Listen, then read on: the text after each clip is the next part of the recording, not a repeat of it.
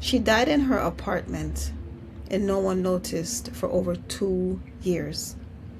Her TV was still on. Christmas packages were still wrapped.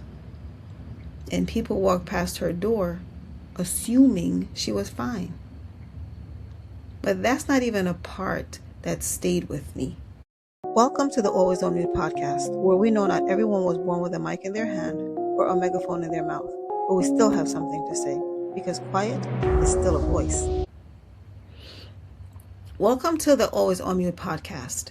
I am Antonia, and this is where quiet minds speak with intention.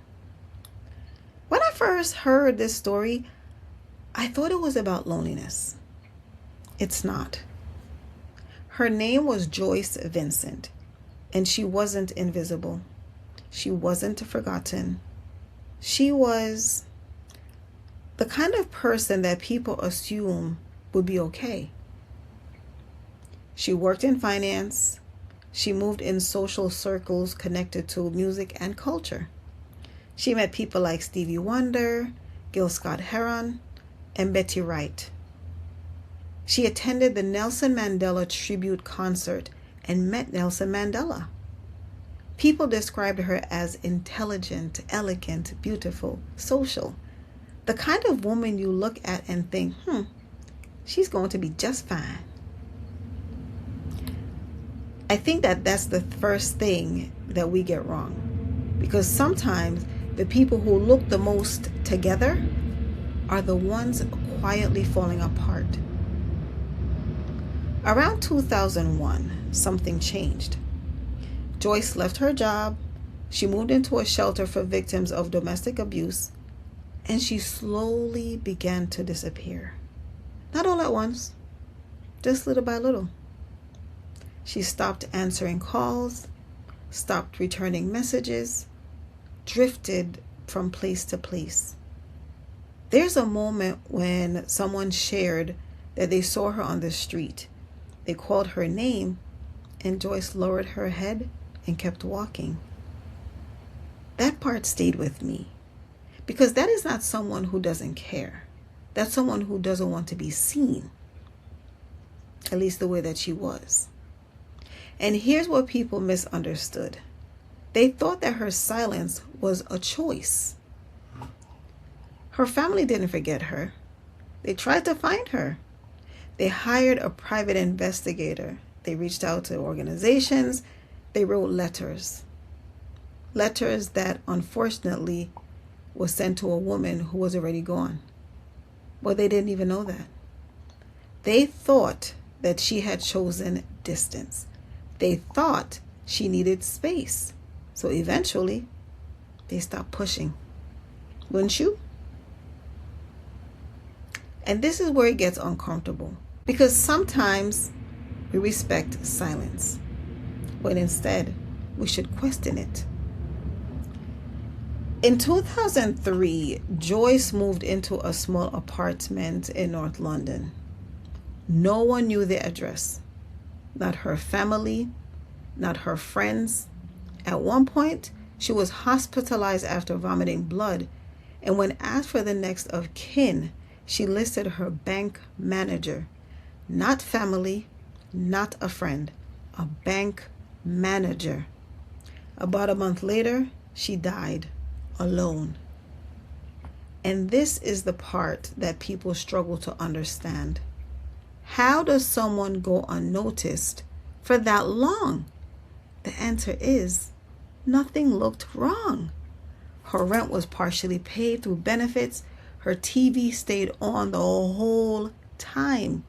The building was noisy, and neighbors assumed she was inside. Authorities assumed everything was fine, right? Why would they go looking? Even people who checked on her knocked on the door.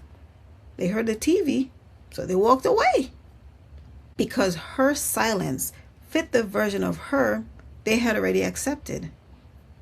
And I've seen people say, how is that even possible? Like, I see comments on some of the videos saying, oh, this is not true. This cannot be real, because she had family, she had friends. How didn't they know?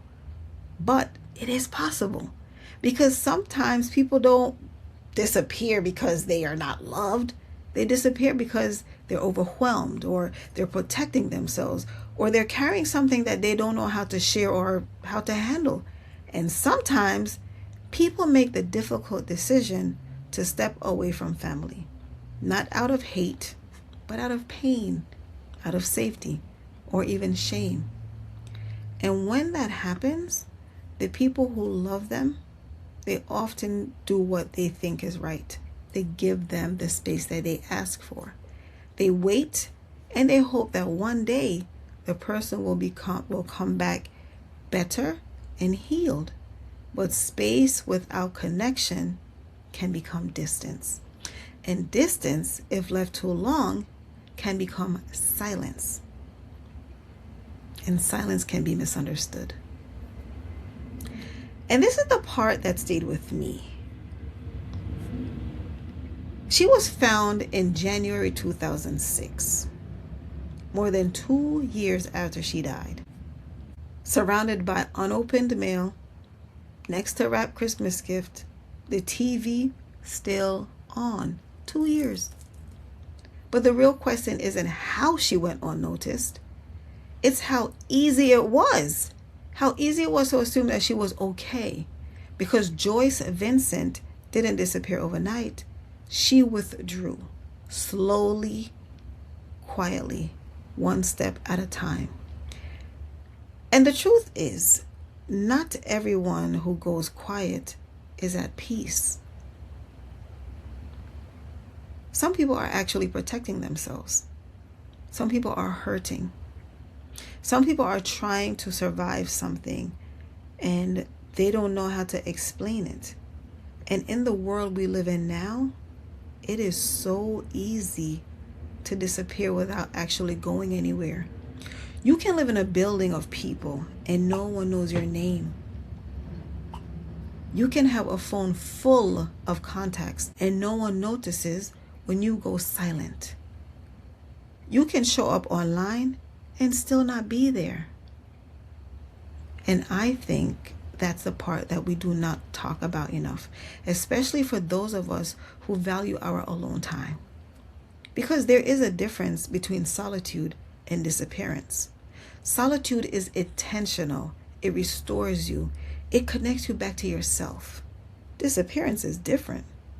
Disappearance is when no one knows where you are. No one knows how you're doing or if you're even okay. And as introverts, we don't need a lot of people, but we need the right ones, right? So we do need to have connection, but we need them to be healthy connections, right? With the right people, the ones who notice, the ones who will know if they haven't seen from you or heard from you in a while, right? But the ones that will notice that, I know she's quiet, but she's been quiet for way longer than usual. Because space without connection can quietly turn into isolation. And isolation over time can become invisibility. So the real question is, how do you live a quiet life without disappearing from it? It doesn't take a large circle, but it does take intentional connection. This intentional connection might be having one person who knows your rhythm and notices when something feels off. A simple check-in habit where silence doesn't go unnoticed. Letting at least one person know where you are in life. Not everything, just enough to be found. And staying connected to something outside of yourself, and staying connected to something outside of yourself, a place, a routine, a community, even loosely. Because being private shouldn't mean being unreachable. And on the other side of that, sometimes we interpret silence as preference when it might actually be distance. And checking in doesn't have to be intrusive. Sometimes it's just a, hey girl, you crossed my mind, so I'm sending you a shout. I do that from time to time. Not everyone will respond. Not everyone wants to be found, but some people do. They just don't know how to say it. So yes, this is a story about a woman who went unnoticed, but it's also a reminder to stay connected. in a way that still honors your quiet. To have at least one thread that ties you back to the world. Because you can choose solitude without becoming invisible. There's a documentary about Joyce Vincent's story, and it's called Dreams of a Life. And it stays with you, just like this story does. If you go on YouTube and just search her name, it pops up everywhere. This was a beautiful Black woman. And, it's sad to know that she chose to disappear and die alone. Thank you for being here today. Please remember that being quiet doesn't mean you have nothing to say. It means you choose your words with intention. Please stay muted, stay mighty. Take care.